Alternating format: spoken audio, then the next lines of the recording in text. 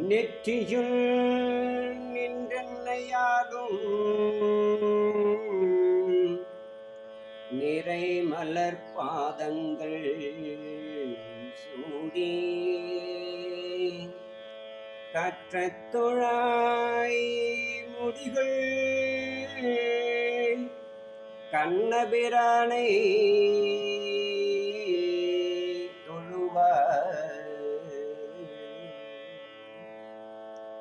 ஒற்றை பேரை அணிந்து ஆளும் ஒற்றை பேரை அணிந்து ஆளும் நான் முகனும் இந்திரனும் மற்ற அமரரெல்லாம் வந்தனது உச்சியுளானே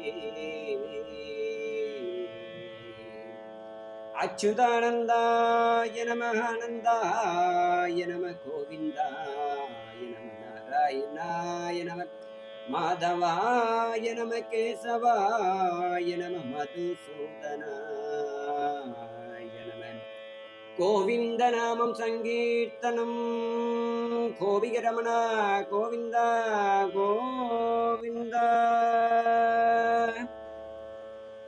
பாண்டவர்களை வஞ்சனையினாலே சூதாடி அவர்கள் பெற்ற செல்வங்களை எல்லாம் கவர வேண்டுமே என்று துரியோதனன், சகுனி, துச்சாதனன், திருதராஷ்டிரன் எல்லாம் முடிவெடுத்தார்.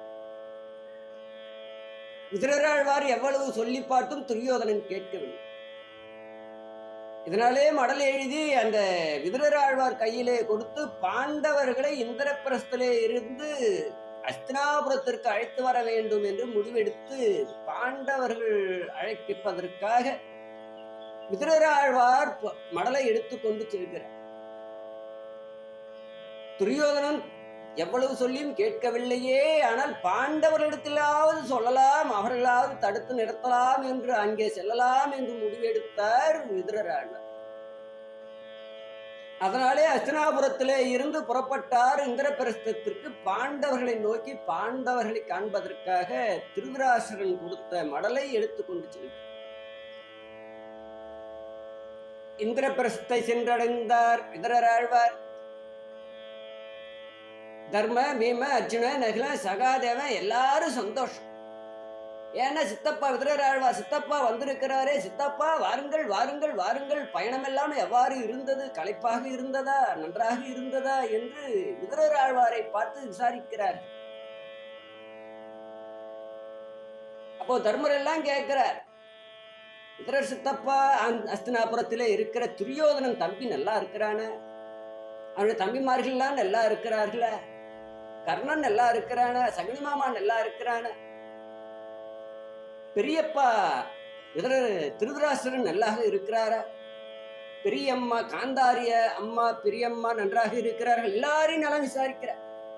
ஏன்னா மனசுல ஒண்ணும் இல்லை, வஞ்சனை இல்லாத மனசு, வஞ்சனையோடு அவர்கள் இருக்கிறார்கள், கௌரவர்கள் வஞ்சனையோடு இருக்கிறார்களே என்று இல்லாம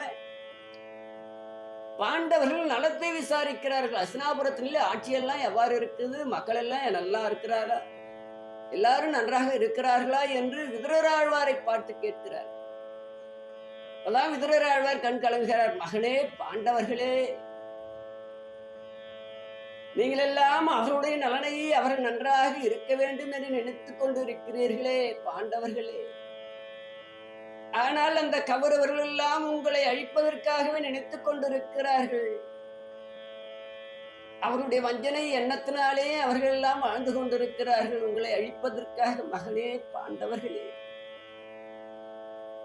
தர்மா, இந்த மடலைப்பார், அவர்கள் கொடுத்தனுப்பிய மடலைப்பார் என்று கண்கலங்கி சொல்கிறார் விதுரராழ்வார்.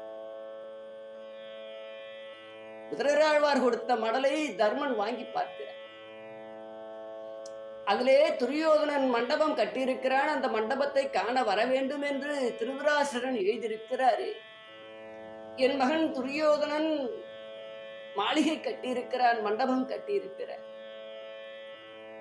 என் அருமை தம்பி பாண்டுவின் புத்திரர்களே, நீங்களெல்லாம் அந்த மண்டபத்தை, மாளிகை, என் மகன் கட்டிய துரியோதனன் கட்டிய மாளிகையை வந்து பார்க்க வேண்டும் என்று எழுதியிருக்கிறார்களே.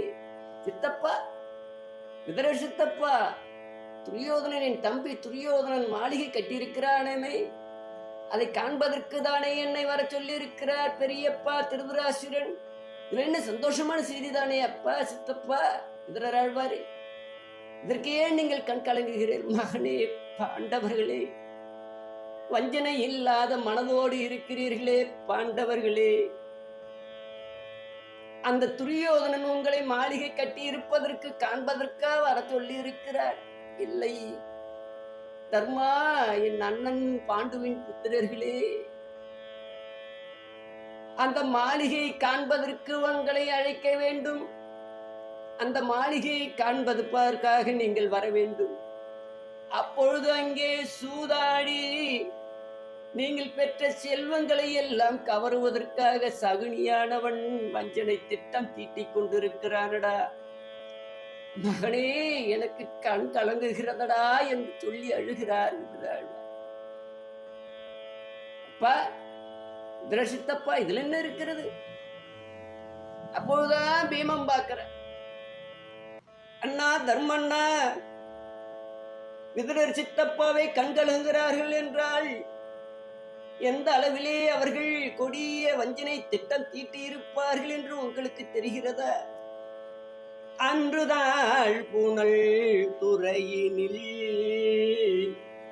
அன்றுதாள் புனல் துறையினில் கழு நிறைத்து அரிய வஞ்சனை செய்தான். அன்றுதாள் புனல் துறையினில் கழு நிறைத்து அரிய வஞ்சனை செய்தான். குன்றுபோல் உயிர் வாழ்மனை, குன்றுபோல் உயிர் வாழ்மனை கோடும் தழல் கொளுத்தி வன்களை சூழ்ந்தான். குன்றுபோல் உயிர் வாழ்மனை கோடும் தழல் கொளுத்தி, ஒன்றுபோல் உயிர் வாழ்மனை கொடும் தழல் கொளுத்தி வன் கொலை சூழ்ந்தான். வென்று சூதினில் யாவையும் கவரவே, வென்று சூதினில் யாவையும் கவரவே விறகினால் அழைத்திட்டான் என்றுதான் நமக்கு அன்புடை துணைவனாய் இருந்தது இகலோனே. அண்ணா தர்மண்ணா, இந்த துரியோதனன் எப்பொழுதுதான் நம்மளோடு அன்போடு துணைவனாக இருந்திருக்கிறான். நம்மை எல்லாம் அவன் சகோதரனாக பார்க்கிறானா? அண்ணா தர்மண்ணா, அவன் எப்பொழுதுதான் நம்மளோடு பாசத்தோடு அன்போடு இருந்திருக்கிறான்? ஒருபொழுதும் இல்லையே அண்ணா, சொல்லுங்கள் பார்க்கலாம். அன்றுதாள் புனல் துறையினில் கழு நிறைத்து, அன்று ஆற்றிலே தழல் புனலிலே கழுவை நிறுத்தினான். கூர்மையான ஈட்டிகளை நட்டு வைத்தான், மரத்துக்கு நட்டு வைத்தான்.